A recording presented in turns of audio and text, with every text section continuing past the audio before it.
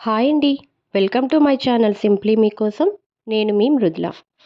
మన ఇల్లు ఎప్పుడూ లక్ష్మీ కళతో అందంగా చూడటానికి ప్రశాంతంగా ఉండాలి అనంటే కొన్ని టిప్స్ పాటించక తప్పదు. ఆ టిప్స్ ఏంటి అనేది తెలుసుకోవాలనుకుంటే ముందుగా మన ఛానల్‌ని సబ్స్క్రైబ్ చేసుకొని, లైక్ చేసి, షేర్ చేయండి. మీరిచ్చే ఒక లైక్ వల్ల నాకు చాలా మోటివేషన్‌గా ఉంటుంది. ఇంకా మరిన్ని మంచి వీడియోస్ చేయడానికి నాకు కొంచెం ఎంకరేజ్‌మెంట్‌గా ఉంటుంది.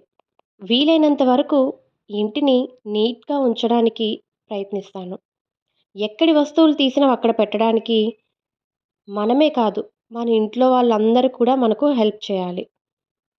ఏ వస్తువు యూజ్ చేసింది అక్కడ పెట్టకపోతే ఇల్లంతా చాలా గలీజ్‌గా ఉంటుంది. ముందుగా చూపించినట్టు ఇల్లు ఎంత నీట్‌గా కనిపించిందో కదా! తరువాత ఇప్పుడు చూపిస్తున్నప్పుడు చూడండి, ఎక్కడి వస్తువులు అక్కడ ఉంటే మనకు చూడాలనిపిస్తోందా? లేదు కదా! అందుకనే మనం తీసిన వస్తువులను తీసినట్లుగా పెట్టేసుకోవాలి.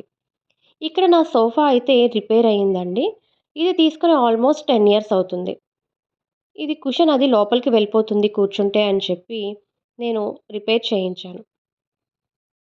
కొత్తది కొనాలి అనంటే 50,000 చెప్తున్నారు. తక్కువలో తక్కువ. అదే నేను రిపేర్ చేయించినప్పుడైతే 12,000తో అయిపోయింది.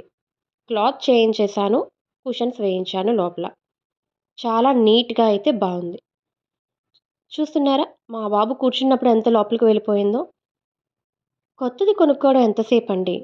డబ్బులను వృధా చేయాలి అని కాదు గానీ, కొన్నింటికి డబ్బులు పెట్టాలి, కొన్నింటికి పొదుపు చేసుకోవాలి. సోఫా అనేది ఇంపార్టెంటే. కానీ, దానికి మనం ఎంత ఖర్చు పెడుతున్నాము అనేది చూసుకోవాలి. ఇప్పుడు ఈ సోఫా మెటీరియల్ అంతా బావుంది. కుషన్స్ ఒక్కటే లోపలికి వెళ్ళాయి. ఇక్కడ చిన్నది హోల్ పడిందండి. మా చిన్నోడొచ్చి దాని మీద ఫింగర్ పెట్టి దాన్ని కొంచెం పెద్దది చేశాడు.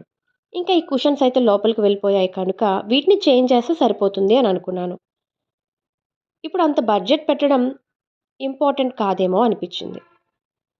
ఇక సోఫా చేసే వాళ్ళకి పిలిచాను. చూపిస్తున్నారు చూడండి. లోపల ఆ బ్యాండ్స్ అయితే లూజ్ అయిపోయాయి. ఇక కుషన్ అయితే అవన్నీ పాడైపోయాయి. సో, అందుకని వాటిని మాత్రమే చేంజ్ చేస్తున్నాను. మిగిలిన బాడీ అంతా బానే ఉంది. అంటే చెక్కతో చేసిన ఫ్రేమ్ అంతా బానే ఉంది. ఆ ఫోమ్ ఒక్కటే పాడైంది కనుక దాన్ని చేంజ్ చేసుకోవడానికి నేను ట్రై చేశాను.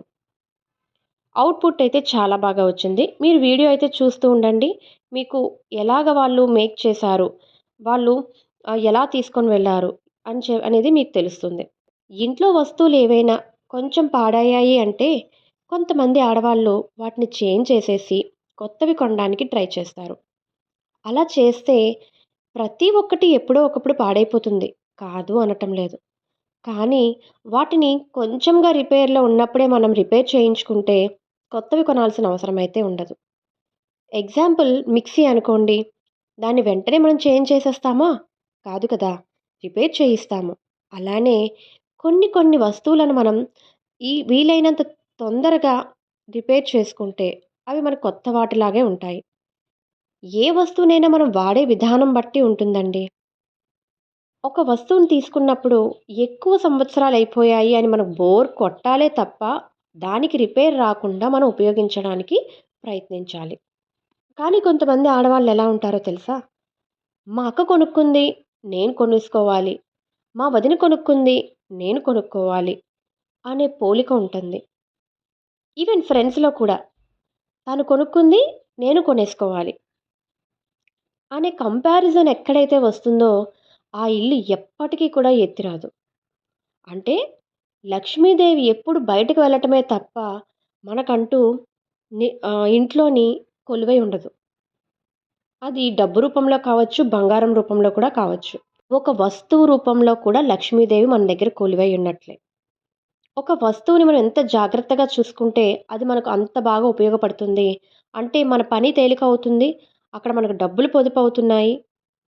ఏమంటారు?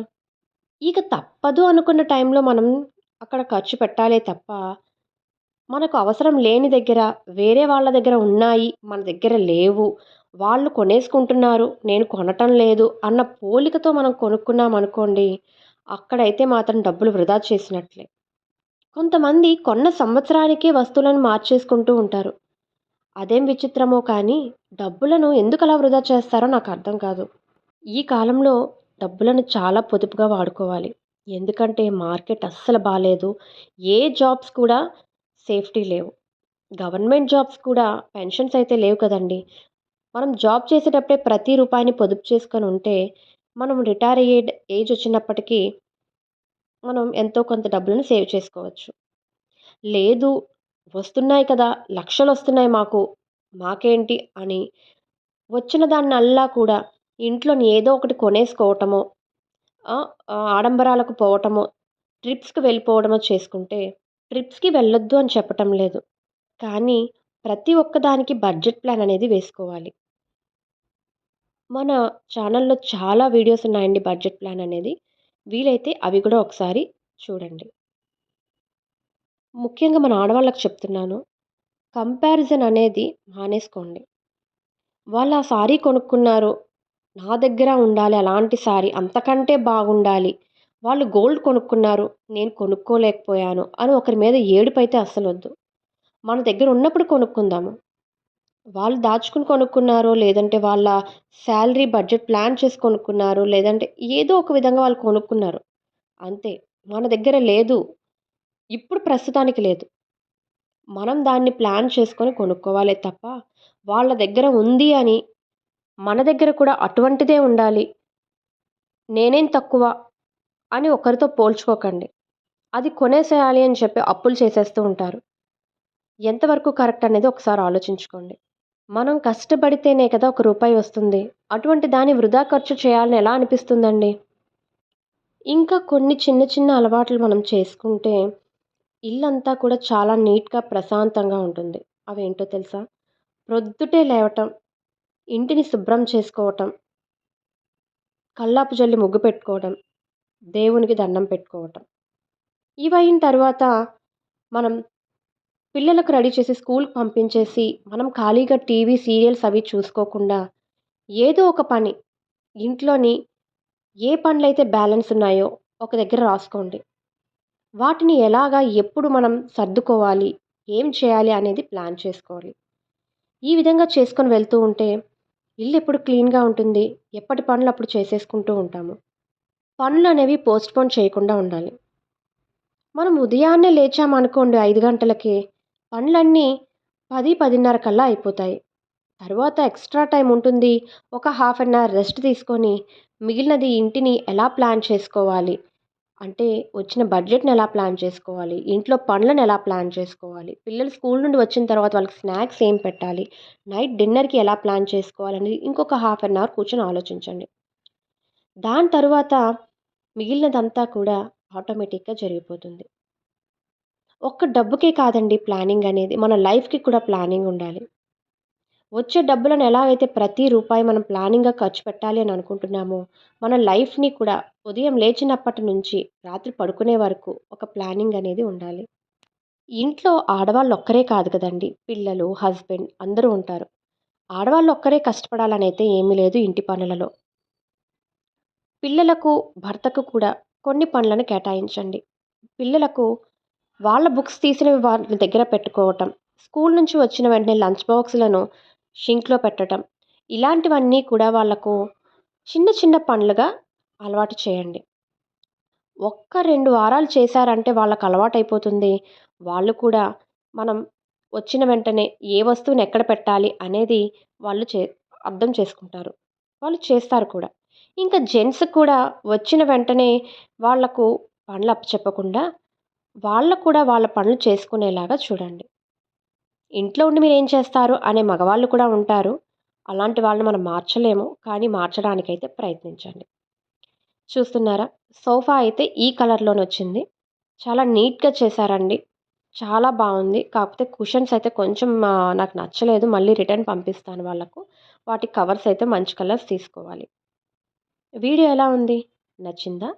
నచ్చితే ప్లీజ్ ఒక లైక్ ఇచ్చి షేర్ చేయడం మాత్రం మర్చిపోకండి.